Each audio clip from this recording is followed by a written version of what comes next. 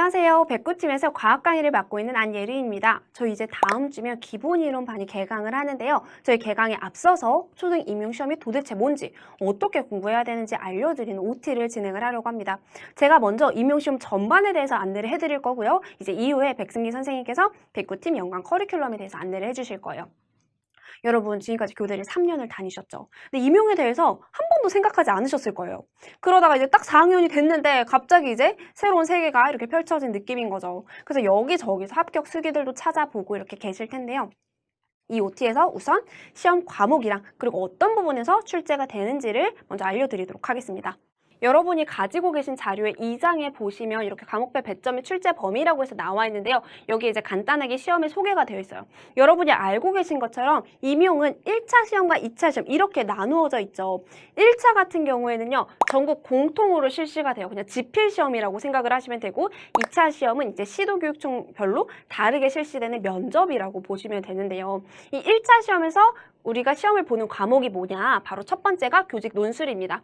교직 논술은 총 20점 배점이에요. 그리고 어떤 형태냐면 당연히 논술형 형태로 출제가 됩니다. 근데 이제 작년부터는 이 논술형에서 원고지가 사라졌고요. 그냥 줄글로 쭉 쓰는 형태로 나왔어요. 그리고 대부분 어떤 문제가 나오냐면요.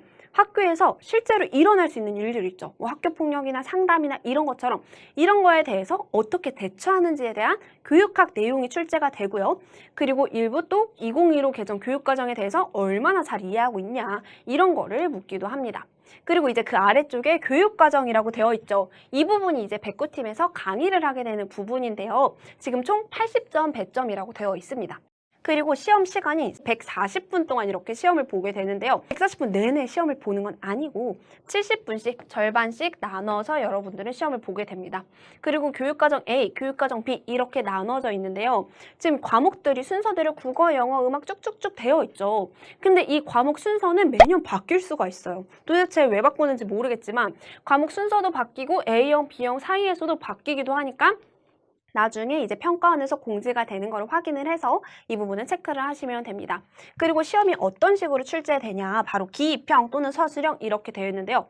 많이 쓰는 말은 이것보다는 서답형이라는 말 들어보셨죠? 그냥 서답형이 뭐냐면요. 임용에서 빈칸을 뚫어놓고 이 빈칸 괄호 안에 들어갈 말을 한 단어, 두 단어 정도로 쓰세요. 아니면 한두 문장으로 쓰세요. 이런 것들이 이제 서답형에 해당이 됩니다. 뭐 단답형으로 쓰거나 아니면 서술형을 쓰거나 이런 거죠. 그리고 조금 특이한 게 강원도 같은 경우에는요. 교육과정은 보지 않고요. 그냥 교직 논술만 가지고 시험을 실시를 합니다. 그래서 이 강원도는 아무래도 지원자가 적다 보니까 더 많은 지원자를 받으려고 교직 논술이랑 이제 2차로만 뽑겠다라고 정한 거죠.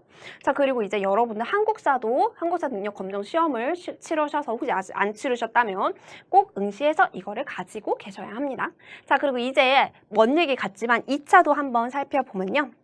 2차는 아까 말씀드렸듯이 그냥 면접 형태라고 했죠. 이거는 시도교육청별로 모두 다 달라요. 그래서 나중에 공고를 꼭 확인을 하셔야 돼요. 저희 지스쿨 홈페이지에 보시면요. 시험 공고란에 이렇게 또 안내가 되어 있으니까요. 나중에 올라오면 그때그때 확인을 하시고요. 혹시 나 좀 대략적으로 궁금하다. 그러면 올해 시험 공고 찾아서 보시면 돼요. 근데 올해는 코로나가 계속 있었죠. 그래서 올해 조금 변경된 사항이 많았거든요. 그래서 올해 거보다는 작년 거 보는 게 좀 더 낫지 않을까라는 게 생각이 들지만 또 내년에 상황이 어떻게 될지 몰라서 이거는 꼭 나중에 공고를 확인하셔라 이렇게 알려드릴게요.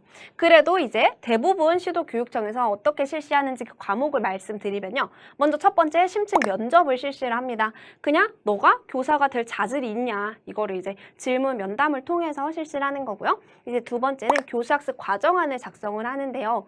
여러분들 실습에서 많이 작성해봤죠? 실습에서 작성한 야간 형태로 한 장 정도 이렇게 작성을 하게 됩니다. 그리고 이제 수업 실현은 그 시험장에서 한 차시 정도 이제 수업을 해봐라 이렇게 줘요. 그럼 이제 조건에 맞춰서 한 10분, 20분 이렇게 짧게 수업을 해보는 거고요. 영어 면접이랑 영어 수업 실현이 있는데요. 영어로 된 문항을 보고 영어로 답변을 하고 또 영어로 수업을 진행하는 걸 말합니다.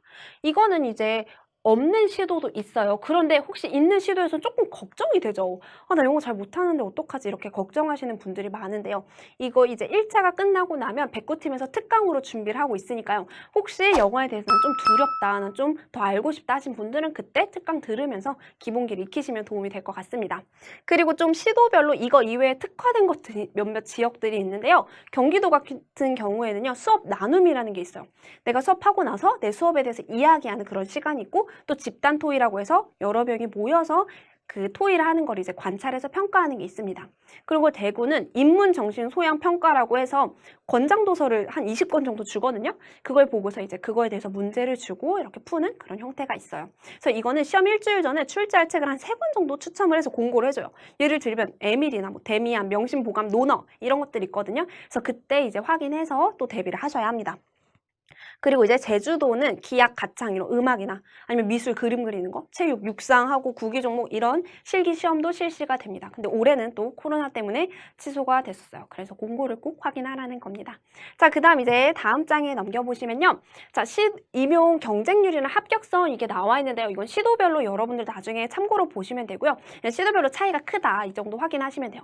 그리고 전체적으로 선발 인원이 조금 줄어들고 있어서 재수생은 많아지는데 선발 인원은 줄어드니까 경쟁률이 점점점 높아진다. 그래서 시험이 조금 힘들어진다.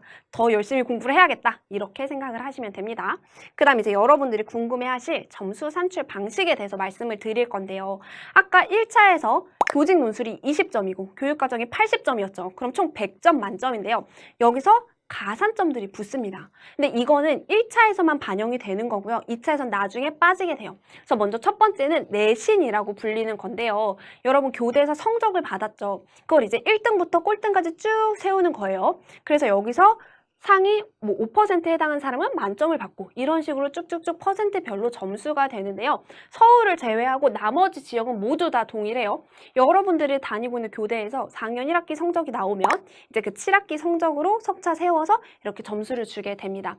급감별로 보니까 지금 0.5점 정도 차이가 나서 1등이랑 꼴등이랑 4.5점 정도 이렇게 차이가 나는 거 볼 수 있는데요. 임용 1차에서 한 세트 정도 문제라고 생각을 하시면 돼요. 그래서 내가 내신이 좀 낮더라도 그 정도는 이제 1차 시험을 통해서 잘 커버할 수 있다. 이렇게 생각하시면 됩니다. 그 다음에 이제 지역 가산점인데요. 이것도 조금 헷갈려요. 어떻게 생각하시면 되냐면 6, 3, 0이라고 주로 부르는데 이게 어떤 사람은 6점이고 어떤 사람은 3점, 어떤 사람은 0점 이렇게 받는 거예요. 그러면 어떤 사람이 6점을 받느냐? 바로 교원 경력이 없는 사람 중에서 그 해당 지역의 교대 졸업자, 이 사람들이 6점을 받는 거예요. 예를 들어서 내가 경기도의 시험을 보고 싶으면 경교대 졸업자는 6점을 받는 거죠. 그냥 지금 4학년 학생들 이렇게 생각을 하시면 됩니다. 자, 이때 교원 경력이 없는 이라고 교원 경력이 없는이라고 되어 있는데 이거를 조금 많이 헷갈려 하시는데 이게 발령이 안 났거나 아니면 사립학교에서도 정교사를 근무하지 않으면 다 교원 경력이 없다라고 보는 거예요. 여러분들 재수하시면서 기간제나 시간 강사 이런 건 하실 수 있잖아요. 이거는 그냥 하셔도 됩니다. 가산점에 영향을 미치는 게 아니에요. 정식으로 임용된 게 아니기 때문에. 그리고 이제 3점은 누가 받냐? 교원 경력이 없는데 이제 타 지역에 응시를 하게 될 때 나는 경기교대 졸업생인데 서울에 보고 싶어. 아니면 난 서울교대 졸업생인데 경기 지역에 이제 시험을 보고 싶다. 이러면 이제 3점을 받게 되는 것입니다. 그리고 이제 아무것도 없는 0점은 누가 받는 거냐면요. 현직 교사들이 시험을 보면 이제 0점입니다. 이 현직 교사라는 건 국공립뿐만 아니라 사립에서도 정식으로 임용이 되고 발령이 났으면 이제 그 후부터는 0점으로 나는 거예요. 자, 그러면 이제 점수 산출이 정확히 어떻게 되는지 정리된 걸 한번 보면요. 1차에서 교직논술 20점, 그리고 교육과정 80점, 내신 20점, 지역가산점 총 6점 해서 126점이 만점이 되는 거예요. 근데 이제 아까 이 두 개는 빠지는 점수라고 했었죠. 그래서 이제 2차, 최종 2차까지 보고 나면 이 두 개만 합쳐서 100점이 되고 이제 2차 점수 100점을 해서 총 200점 만점이 나의 최종 점수가 되는 거예요. 근데 여기 좀 중요한 단어 하나가 있죠. 바로 꽈락인데요. 꽈락이란 뭐냐? 과목별 만점에 40% 미만 득점자는 그냥 내가 그 TO 안에 들었다고 하더라도 탈락이 되는 거예요. 1.5배수 안에 들었지만 여기서는 이제 탈락이 된다라고 보시면 되는데 논술은 20점 만점이었으니까 그거에 40%인 8점 그리고 교육과정은 80점에 40%인 32점 미만으로 받게 되면 이제 꽈락으로 처리가 됩니다. 그리고 이 교육과정 같은 경우에 아까 A형, B형 이렇게 나눠 있었잖아요. 이거 각각에서 40%가 아니라 합쳐서 32점 받으면 되는 거예요. 좀 극단적으로 얘 32점 맞고 B형은 0점 맞아도 이렇게 된다. 이렇게 보시면 돼요. 자, 이제 다음 장 볼게요. 다음 장 보시면 지역별 커트라인이라고 나와 있는데요. 이거 지역별로 당연히 다 다르고 또 해마다 시험 난이도에 따라서 커트라인은 계속 달라지거든요. 그래서 여러분들이 일단 기억을 하셔야 하는 건 우선 1차에서는 총 선발 인원의 1.5배수만큼의 사람을 뽑는다. 만약에 선발 인원이 100명이라면 150명은 1차 합격인 거예요. 그리고 이제 2차에서 50명 떨어지고 100명 다시 합격이다. 이렇게 하시면 되고요. 그러면 내가 1차에서 그 1배수 안에 100명, 100등 안에 딱 들면 마음이 안심이 될 것 같죠. 그래서 사람들이 물어봐요. 1배수 점수는 어느 정도예요? 물어보는 사람들이 있는데 지금 보는 것처럼 매년 달라지기 때문에 그 질문은 좀 답을 하기 애매합니다. 마치 수능 1등급 점수는 몇 점이에요? 이렇게 묻는 거랑 똑같은 거예요. 1등급 점수는 매년 이렇게 달라지잖아요. 다만 여러분 대략적인 평균 점수는 알 수 있으니까 나중에 모의고사 보면서 아, 내가 이 정도 위치구나 이렇게 대략 짐작을 하실 수 있습니다. 지금 표 보는 법만 알려드릴 테니까 여러분들이 각자 지원할 지역 확인하셔서 체크를 해보시면 됩니다. 지금 경기도랑 서울로 예시를 한번 드려보면요. 지금 경기를 보면 1차 합격선이 2020학년도 거를 볼게요. 1차 합격선이 88.3점이었어요. 88점 맞으면 1차 합격하는 건가? 자, 여기서 만점은 몇 점 만점이었죠? 그쵸, 126점 만점인 거예요. 교직 논술, 교육과정, 내신, 지역가산점 다 합친 126점 만점 중에 88.33점을 맞으면 내가 1차를 합격을 한다라는 거예요. 만약에 내가 지역 가산점이 0점이에요. 난 타 지역 사람이고 또 현직이야. 그리고 내신은 최하점이에요. 15.5점으로 최하 점수라면 나는 72.83점, 그러니까 72점 정도 맞으면 1차를 합격할 수 있다라는 것입니다. 교육과정이랑 논술 합쳐서. 그리고 서울 보면은 서울은 이제 101.57점이라고 돼 있는데요. 이것도 이제 내가 지역 가산점도 없고 내신도 이제 최하야 17.3점이야. 그러면요 84점 정도 맞으면 이제 1차 합격한다 이렇게 보시면 됩니다. 근데 만약에 나는 지역 가산점도 다 있어요. 6점이고 내신도 20점 만점이다. 그러면 얘는 이제 75점 정도 맞으면 1차를 합격할 수 있다 이렇게 생각을 하시면 돼요. 그리고 이 최종 점수에서 아까 가산점이 빠지고 나서 합쳐진 거 가산점 빠진 이 100점이랑 또 2차 100점이랑 합쳐진 여기 200점 만점 중에 최종 합격선이 나오는 거잖아요. 그래서 내가 만약에 2020년에 서울에서 교육과정을 75점을 맞은 거예요. 최하 점수죠. 그럼 75점을 맞았으면 여기서는 이 75점 뺀 한 97.5점? 이 정도는 맞아야 내가 합격을 한다. 이런 뜻입니다.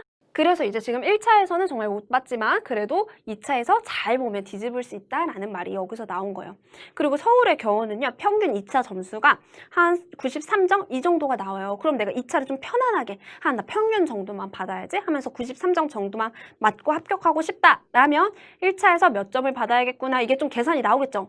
만약에 내가 80점을 맞았으면 1차에서 2차에선 평균 점수인 80점 맞았으면 2차에서 평균 점수인 93점 정도 맞으면 173점 이 정도 나오겠죠? 아, 그럼 난 1차에서 한 80점 맞아야지? 이런 식으로 목표를 세울 수 있는 겁니다. 자, 그럼 이제 여기까지 해서요. 저희 합격선까지 알아봤고요. 여러분 각각의 지역, 지원하고 싶은 지역 확인을 하시면 됩니다. 그러면 우리 이제 교육과정 파트에서 어떤 부분이 출제가 되는지를 지금 한번 보도록 하겠습니다. 교육과정에는요. 교육과정 A와 교육과정 B 이렇게 나눠지는데요. 과목이 A에는 국어, 영어, 음악, 사회, 도덕, 바른생활, 실과 이렇게 돼 있고요. 교육과정 B는 수학, 미술, 즐거운 생활, 총론, 창의적 체험활동, 과학, 슬기로운 생활, 체육 이렇게 있어요. 근데 아까 말했듯이 이거는 순서가 바뀔 수 있다고 했잖아요. 그래서 그냥 참고로만 하시고 내년에 발표되는 것도 확인하셔야 합니다. 그럼 여기서 조금 잘 모르겠는 게 이 총론이랑 창의적 체험활동이죠. 이 총론이 뭐냐면요. 2015 개정 교육과정이 있죠. 이 교육과정의 전반적인 사항을 총체적으로 정리해 놓은 거다. 그래서 총론인 거고요. 여기에는 시수나 교육과정 편성을 어떻게 해야 되냐 학교에서 이런 것들이 담겨져 있어요. 그리고 창의적 체험활동은 우리 창체라고 부르는데요. 여러분들 고등학교 때 자동봉진이라고 해서 학교에서 자율활동, 동아리활동, 봉사활동 이런 거 하잖아요. 그거랑 관련된 거라고 보시면 됩니다. 그러면 이제 배점이 높은 과목들이 뭐가 있나 보니까 국어나 뭐 사회나 그리고 수학, 과학, 체육 이런 거 보면 지금 배점이 조금 높죠. 그래서 이 과목들은 2문제 이상 출제가 됩니다. 영어도 마찬가지로 2문제 이상 출제가 되고 있어요. 근데 문항수를 보니까 3문항. 두문항 이렇게 출제가 돼 있고 또 소문항수라고 해서 따로 나와 있죠. 임용시험에 큰 문제가 있고 이 큰 문제 안에 세트로 작은 문제 두세 개 정도가 이렇게 따로 나와요. 그래서 우리는 이거 문항수라고도 하지만 세트라고 하기도 해요. 그래서 국어 강의하실 때 이제 선생님이 국어는 총 3세트가 출제됩니다. 이런 식으로 나오기도 합니다. 자, 그러면 이제 우리 여기 있는 소문항별 각각의 출처를 한번 볼 건데요. 지금 보니까 여러분들이 이 말들이 뭔지 좀 어려우실 것 같아요. 교육과정은 뭐고, 총론은 뭐고, 강론은 뭐고, 이게 뭐지 할 것 같은데 차근차근 알려드릴게요. 먼저 교육과정은 뭐냐면요. 2015 개정 국가수준 교육과정을 의미를 합니다. 자, 여기에는 성격, 목표, 내용체계 및 성취기준, 교수학습 및 평가의 방향 이런 것들이 담겨져 있는데요. 지금 성격은 뭐냐면 이 교과가 어떤 특징이 있는지 이런 거 설명을 해주는 거예요. 그리고 교과 역량 이런 것도 제시가 돼 있고요. 또 목표는 말 그대로 각 교과에서 도달해야 하는 목표 이런 걸 써놓은 거죠. 과학과 같은 경우에는 과학적 소양을 함양한다 이런 게 목표가 되겠고요. 그리고 내용 체계는 뭐냐면 1학년부터 6학년까지 배워야 하는 그 내용들이 있죠. 그걸 이제 표로 간단히 정리해둔 거. 단어 표로 정리해둔 게 내용 체계고 이 성취 기준은 그 배워야 하는 것들을 문장으로 쭉 나열해서 정리해둔 게 성취 기준이에요. 그리고 교수학습 및 평가의 방향은 어떻게 가르쳐야 되고 또 뭘 유의하면서 가르쳐야 되고 평가는 도대체 어떻게 해야 되지? 이런 방향들을 제시를 한 겁니다. 그럼 이거 들어보면 뭐냐? 그냥 말 그대로 우리나라 학생들이 무엇을 배워야 하는지 그건 국가에서 정해준 기준이에요. 국가 문서인 거죠. 그래서 재미도 없고요. 그냥 되게 딱딱한 무슨 법조문 읽는 것처럼 그런 문서들이 나열이 돼 있습니다. 근데 이제 이거를 일정 부분 외워야 한다는 거죠. 지금 보시면 이 교육과정은 지금 출제 비중이 굉장히 낮은 것을 볼 수가 있죠. 그러면 나는 그냥 교육과정 버리고 나머지 공부하자. 이거 좀 공부하기도 어렵다는데 이렇게 생각을 하실 수 있는데요. 우리 시험에 경향성이 없다는 말 많이 들어보셨죠? 그래서 언제 다시 이 교육과정이 많이 출제될지 몰라요. 어떤 연도에는 이게 30% 이상 출제된 연도도 있어서 선배들도 이것도 외우기 싫지만 나올 수 있겠지 하면서 계속 외운 거예요. 근데 아무래도 점점 비중은 줄어들고 있는 추세니까 여러분들도 그래도 기본적인 것들을 이렇게 암기를 하고 이제 넘어가셔야 한다라는 겁니다. 그럼 이제 이 교육과정 문제가 어떻게 출제되는지 예시를 보면 조금 쉬울 것 같아요. 그래서 이게 올해 출제된 문제인데요. 보니까 미술 문제네요. 근데 문제 읽어보면 2015 개정 미술과 교육과정의 내용 체계에 제시된 삼상연군 감상 영역의 내용 요소 중 쓰세요 라고 나와 있어요. 그럼 이거는 여러분들이 내용 체계를 외우고 있어야 이제 이 문제를 쓸 수 있는 거죠. 여기서 내용 체계 대신에 성취 기준을 써라 할 수도 있는 거고 아까 봤던 교수학습 방향에 근거해서 써라 아니면 역량을 써라 이런 식으로 나올 수도 있는 거예요. 자, 그럼 이제 두 번째 보면요. 바로 지도서 총론인데요. 여기 총론이라고 돼 있는데 지도서 총론이라고 생각하시면 돼요. 아까 봤던 그 2015 개정 교육과정 그 과목에 있던 총론, 창의적 체험활동 이거랑은 다른 거예요. 여러분들이 그냥 지총이라고 부르는 건데요. 여러분 실습 가서 지도서 보셨죠? 그럼 지도서 보시면 앞부분에 줄글로 선생님들 읽어보라고 해둔 게 있어요. 그 부분인데요. 지금 예시 그림 보여드리면 이런 거예요. 뭐 국어를 예를 들면 국어과 교육의 이해라고 해가지고 교육과정 내용도 있고 국어 능력 발달의 특성, 그다음에 국어는 어떻게 가르쳐야 하는지 이런 것들 나와 있는 게 이제 지도서 총론에 해당을 하는 것입니다. 아무래도 좀 본 기억이 나죠?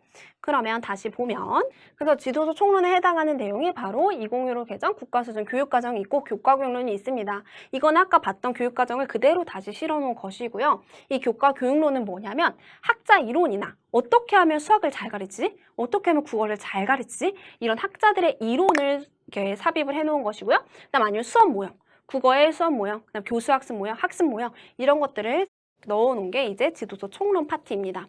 그런데 이제 과목별로 보시면 어떤 과목은 지도서 총론이랑 교육과정만 이렇게 배치된 과목이 있고요. 또 어떤 과목은 지도서 총론이랑 교과교육론 이렇게 파트가 나눠진 부분들이 있거든요. 이게 왜 그러냐면 지도서 총론에 조금 플러스하고 싶은 내용이 있는데 너무 지도서 총론이 부실하니까 이제 선생님들이 좀 더 이렇게 추가를 해둔 거예요. 근데 지도서 총론이 어느 정도 탄탄하고 그냥 조금만 보충을 하면 되겠다는 거는 우리 개념 플러스 마크로 이렇게 추가를 해둔 것도 있습니다. 자, 그럼 이거와 관련된 문제도 한번 예시를 보면요. 지금 과학과에서 올해 출제된 건데요. 보니까 가의 기억과 나의 디귿에서 공통으로 사용된 과학과 수업 전략을 쓰세요 라고 되어 있죠. 어떻게 하면 과학을 더 잘 가르칠 수 있는지 쓰세요. 이런 식으로 교수학습 이론들이 나오는 거라고 생각을 하시면 됩니다. 자, 그럼 이제 다음 보면요. 다음은 이제 지도서 강론인데요. 여기 써 있는 것도 지도서 강론입니다. 지도서 강론은 쉽게 생각하면 교과서 내용이라고 보시면 돼요. 여러분들 실습 가셔서 수업 차시 받으면 딱 맨 처음에 펼쳐보는 그 페이지 있죠? 교과서 장면 있고 어떤 식으로 수업이 진행되는지 보여주는 그건데요. 지금 그림 보시면 이런 거요. 여기 교과서 장면 있고 이런 순서대로 학생들을 지도하세요라고 되어 있는 거, 이 부분이 이제 지도서 강론 부분인데요. 뭐 과학과 같은 경우에는 물의 상태 변화나 식물의 구조와 기능 이런 거, 미술이면 판화, 서예, 디자인 이런 것들 있잖아요. 이렇게 학생들이 배우는 교과서 내용들, 이게 지도서 강론에 해당을 합니다. 그리고 교과서 내용뿐만 아니라 지도 방안도 여기 강론에 포함을 돼요. 교사가 학생들을 가르치려면 알고 있어야 하는 지식들을 물을 수 있어요. 근데 이 강론을 묻는 수준이 어떻게 되냐면요. 그냥 교과서 수준 있죠. 초등학교 학생들이 알아야 하는 그 수준 딱 거기까지만 물을 때도 있고, 아니면 중고등학교에서 우리가 배웠던 내용의 수준 정도까지 물을 때도 있습니다. 그래서 여러분들이 이 부분을 조금 더 철저하게 그리고 좀 더 꼼꼼히 공부를 하셔야 돼요. 지금 문제를 한번 예시로 보면요. 이거 지금 음악 문제인데요. 음악 문제에 보면은 여기 자료를 보고 적용할 수 있는 화음의 4마음 중에 한 가지를 골라서 개 이름으로 쓰세요. 뭐 이런 거. 아니면 슈베르트의 피아노 오중주 제4악장 송월 악기 편성을 쓰세요. 이런 것들이 이제 지도서 강론에 해당을 하는 부분입니다. 그리고 아래쪽에 있는 것도 보면은 장단 이름을 쓰세요. 우리 국악 중에서 장단 이름 쓰세요. 이런 것들이 이제 강론에 포함된다고 보시면 돼요. 우리 여기 보시면 아시겠지만 지금 총론, 지도서 총론이랑 지도서 강론의 출제 비중이 제일 높아요. 그쵸? 그래서 지도서의 부분에서 가장 많이 출제가 된다라고 생각을 하시면 돼요. 근데 이게 작년 같은 경우에는 총론이 가장 많이 출제됐지만 보통은 강론이 제일 많이 출제가 되거든요. 그래서 이 부분을 중점적으로 공부를 하셔야 합니다. 그리고 경향성이 없다고 했으니까 얇고 넓게 이렇게 공부를 하셔야 하는 거예요. 그리고 이제 여기 기타라고 되어 있는데요. 그냥 여러분들 선배들이 수능형이라고 부르는 것들이에요. 주로 이 수능형은 어디서 출제가 되냐면요. 국어나 수학, 과학에서 출제가 많이 돼요. 이거는 내가 공부한 거랑 크게 관련 없이 그냥 시험장에서 온 힘을 다해서 지력을 다해서 이렇게 풀어야 되는 거거든요. 그래서 이거는 그러면 지금 내가 공부한 거랑 상관이 없으니까 시험에 때 내가 알아서 잘 풀어주겠지? 하면서 이렇게 손을 놓고 있을 수 있냐? 그건 아니겠죠. 이 수능형 문제도 접근하는 방식을 알아야 돼요. 수학도 여러 문제를 풀어보면서 대비를 하고 국어나 과학 이런 것도 문제 속에 답이 있거든요. 그래서 그 답을 찾을 수 있는 능력을 길러야 하는데 나중에 이제 기출해설 강의나 연습 문제집 그리고 모의고사 이런 거 풀면서 여러분들이 대비를 할 수 있습니다. 어떤 식으로 문제가 나오냐면요. 이거 수학 같은 경우에 보면은 지금 여기에 리을과 관련해서 다음 문제에서 구한 몫을 적절하게 어림해서 나타내셔 해서 이렇게 문제 푸는 거예요. 백신 실험하려고 하는데 이 물질이 이게 필요한데 적어도 몇 미리가 필요할까? 이런 식으로 그냥 여러분들이 그 당시에 딱 계산을 해서 풀면 되는 문제인 것입니다. 그리고 국어 같은 경우에는 어떤 식으로 나오냐면요. 우리 수능 문제 있죠. 그것처럼 뭐 주인공의 마음이 드러난 문장을 찾아 쓰세요. 아니면은 주장을 말하는 일을 찾아서 쓰세요. 이렇게 말하는 일을 찾아서 쓰세요. 이런 식으로 나오기도 합니다. 그래서 제가 지금 방금 보여드린 이 자료를 가지고 어떤 걸 생각을 하셔야 하냐. 뭐 강론이랑 총론 많이 나오니까 나 그 부분만 공부하고 나머지 공부 안 해야지? 이렇게 생각하는 게 아니고요. 강론 많이 나오긴 하지만 매 나오는 부분이 다르다. 이렇게 생각하시고 아까 말했듯이 임용은 넓고 얕게 공부해야겠다. 이렇게 생각을 하셔야 돼요. 교육과정 별로 안 나오니까 버려야지. 이거 안 된다는 것입니다. 자, 우리 여기까지요. 임용시험 전반에 대해서 정리를 다 해드렸고요. 자료 뒷부분에 보시면요. 과목별로 공부 방법이 정리되어 있어요. 그래서 각 과목 공부하시면서 한 번씩 읽어보시면 도움이 될 겁니다. 저는 이제 2주 정도 후에 과학 강의에서 다시 만나도록 하겠습니다. 안녕하세요. 초등교육과정 강사 백승규입니다. 이제 앞에서 안예린 선생님이 초등임용 전반적인 내용들에 대해서 친절하게 이제 설명을 잘 해주셨을 겁니다. 이제 저랑 같이 이제 마지막으로 2022학년도 백구팀 연강 강의 계획에 대해서 이제 안내드리고 마무리하도록 할게요.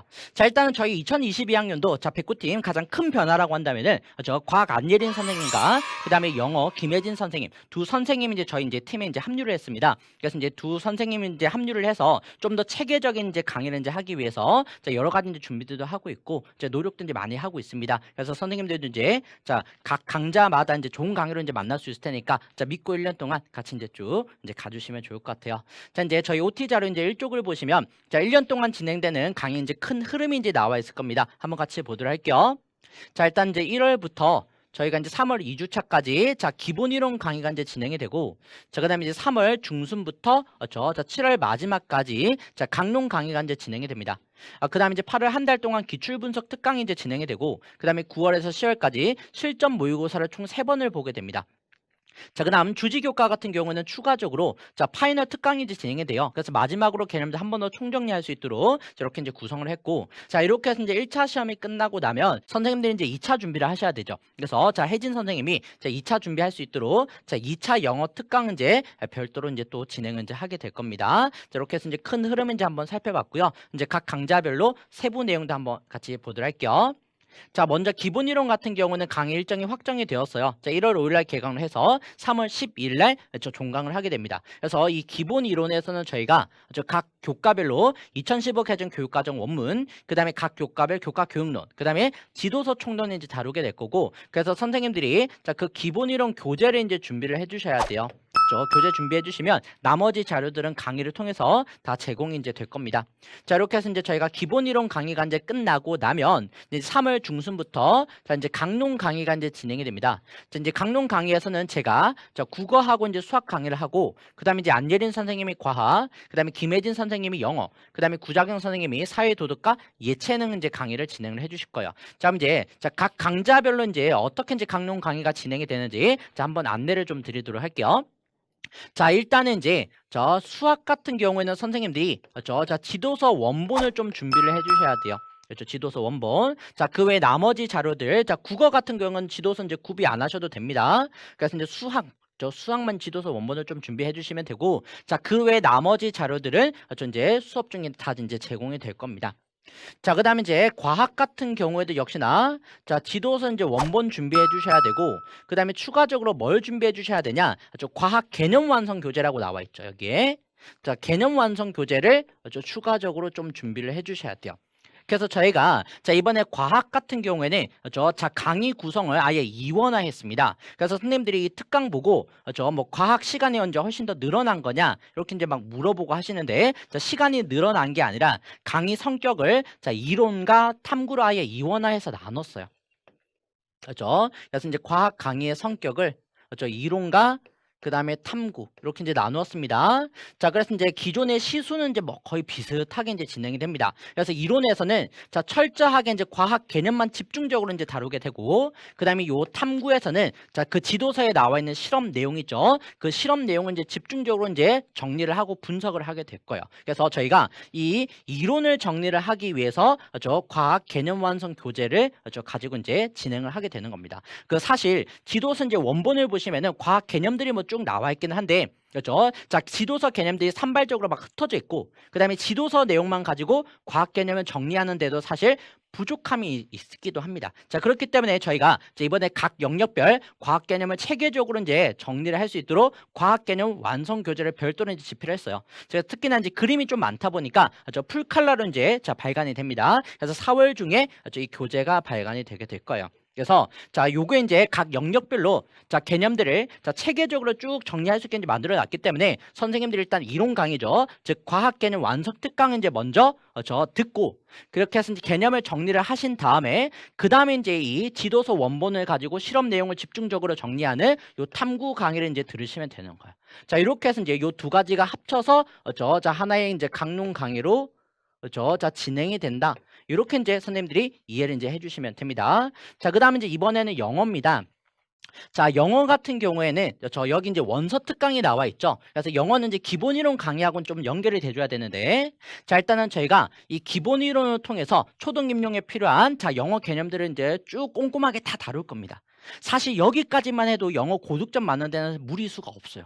자, 무리가 이제 없기는 한데, 저희가 선생님들이 이제 자, 만점까지 이제 목표로 하실 수 있도록 자, 이 영어 원서제 특강을 준비를 했습니다. 그래서 우리 초등 임용이라든지 중등 임용에서 자주 출제가 되는 자, 그런 애들은 이제 테마들은 저희가 이제 선별을 해가지고 자, 그것과 관련한 자, 원문 내용들은 쭉 집중적으로 다뤄드리도록 할 거예요. 그래서 자, 특히나 자주 나오는 부분들은 자, 문제가 조금 어렵게 나올 수도 있어요. 어렵게 나올 수 있기 때문에 그래서 저희가 다양한 원문들을 통해서 그런 내용들을 충분히 대비를 할 수 있도록 자, 그렇게 이제 자, 준비를 이제 했습니다. 그래서 요게 이제 원서 특강에서 이제 진행이 되는 부분이고, 자, 이 원서 특강이 끝나고 나면 이제 마지막으로 자, 이 개념들이 자, 기본 이론에서 다뤘던 그 영어 개념들이 실제 수업에 어떻게 적용되는지 그죠? 그거 이제 연습해 볼 수 있도록 이 강론에서 이제 추가를 한 번 더 다뤄보도록 할 겁니다. 그래서 자, 영어 강의는 그렇게 이제 진행이 된다라고 이제 알아두시면 되겠네요. 자, 그다음에 구자경 선생님이 진행하는 그죠? 자, 예체능 같은 경우에는 자, 별도로 이제 지도서를 준비하실 필요는 없어요. 그래서 강의 중에 필요한 지도서 장면들을 이제 쭉 보여드릴 거고, 그다음에 이제 자, 그 강의 자료실을 통해서 필요한 자료들은 다 제공해 드릴 거니까 여기 강의에서 제공되는 자료만 가지고도 뭐 충분히 이제 이제 꼼꼼하게 다 대비가 될 거니까 그렇게 이제 알아두시면 되겠네요. 자, 이렇게 저랑 같이 자, 영어 원서 특강, 과학 개념 완성 특강 이렇게 이제 알아봤고, 자, 그다음에 이제 마지막으로 이제 음악 한번 살펴보도록 할게요. 자, 음악 같은 경우에도 자, 기초 개념 특강이 이제 나와 있는데, 자, 요것도 과학이랑 비슷하다고 생각하시면 돼요. 그래서 이제 음악 같은 경우에도 자, 강론 강의를 크게 자, 이론과 실제로 이제 나누어서 진행을 합니다. 그래서 이론만 집중적으로 정리하는 게 바로 자, 이 음악 기초 개념 특강입니다. 그래서 저 개념들을 좀 더 체계적으로 정리를 해드리기 위해서 이 개념 특강을 따로 만든 거예요. 그렇죠? 그래서 이제 뭐 나는 아예 피아노를 칠 줄도 몰라 라고 하는 선생님도 충분히 이제 음악 문제를 다 맞출 수 있도록 그렇게 이제 꼼꼼하게 이제 개념들을 체계적으로 정리를 해드릴 겁니다. 자, 이렇게 해서 이제 저희 개념 특강을 통해서 이제 이론이 다 정리가 되고 나면 그 다음 이제 실제에서는 저희가 이제 초등학교 음악 교과서에 나오는 제제곡들 있죠. 그 제제곡들을 이제 집중적으로 분석을 이제 해보도록 할 거예요. 자, 이렇게 해서 이제 이론이 끝나고 나면 실제 이렇게 이제 진행된다라고 알아두시면 되겠네요. 자, 이렇게 해서 이제 저희가 7월까지 강론 강의가 이제 진행이 됩니다. 자, 그 다음에 이제 저희가 8월 중에는 한 달 동안 집중적으로 기출 분석 특강을 이제 진행을 합니다. 자, 요게 주지교과하고 예체능에 진행되는 방식이 조금 차이가 있는데, 자, 어떻게 다른지 설명을 드릴게요. 자, 먼저 주지교과 같은 경우는 지난 21년간 출제되었던 모든 임용 문제들이 있죠. 그렇죠? 걔네들을 유형별로 이제 분석을 합니다. 그래서 나눠가지고 저희가 이제 유형별로 웬만한 문제들은 거의 다 풀어드릴 거예요. 됐죠? 자, 그 문제들을 풀고, 자, 그 다음에 추가로, 출제 가능성이 높은 중등 기출 문제까지 플러스 알파로 이제 같이 풀어드릴 겁니다. 그래서 말 그대로 기출 문제만 집중적으로 풀어드리는 거예요. 그래서 문제를 볼 수는 좀 눈을 이제 길러드리도록 할 거고, 그 다음에 예체능 같은 경우에는, 기출된 문제와 관련한 연습 문제들 중에서도 이제 심화 문제들 있죠. 좀 풀기 어려운 것들, 그런 문제들을 집중적으로 이제 풀어드릴 겁니다. 그렇죠? 연습 문제를 통해서, 그래서 선생님들이 충분히 심화 학습이 이제 가능하도록, 이렇게 이제 진행이 될 겁니다. 그래서 예체능 같은 경우에는 예체능 연습 문제집을 같이 좀 준비를 해주셔야 돼요. 그래서 예체능 편은 이제 6월 출간이 됩니다. 그래서 이제 작년에 출간되었던 연습 문제집하고 얼마만큼 다르냐 이렇게 이제 물어보시는데, 예체능 같은 경우에는 약 한 40% 정도 리뉴얼 되었다 이렇게 이제 보시면 되고, 그 다음에 이제 주지교과 편은 조금 더 이제 늦게 출간됩니다. 8월 출간이 되는데, 작년 문제집을 다 갈아엎었어요. 이렇게 해서 100% 전면 개정되어서 이제 새롭게 이제 나올 테니까 참고로 알아두시면 되겠네요. 자, 그 다음에 저희가 이제 9월부터 10월까지는 실전 파이널 모의고사가 총 3번을 보게 됩니다. 요게 이제 언제 보냐? 자, 일단은 원서 접수 일주일 전에 한번 볼 겁니다. 그래서 요때 성적 이제 합산해 가지고 저희가 이제 통계 결과 알려드릴 거예요. 그래서 그거 보고 이제 원서 쓰시면 되고, 그 다음에 임용 시험 3주 전에 이제 두 번째 모의고사, 그 다음에 2주 전에 이제 마지막 모의고사 볼 겁니다. 자, 이렇게 해서 이제 실전 파이널 모의고사 총 3번이 이제 진행이 될 거고, 그 다음에 이제 10월 중에 주지교과 같은 경우에는 개념을 한 번 더 총정리할 수 있도록 파이널 특강을 이제 진행을 합니다. 그렇죠. 전반적인 내용들 한 번 더 쭉 정리를 이제 해드릴 거예요.